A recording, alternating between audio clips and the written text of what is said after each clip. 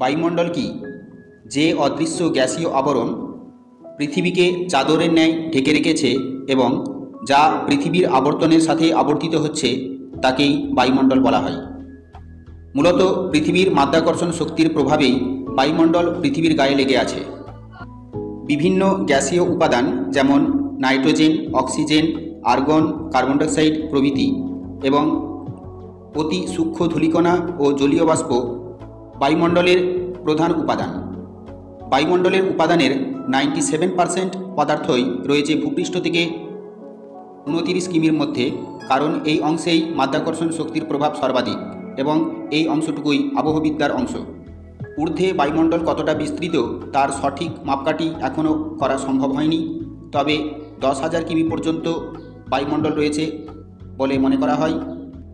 10,000 কিমির উপরের অংশ অ্যারোনমি বিদ্যার অংশ।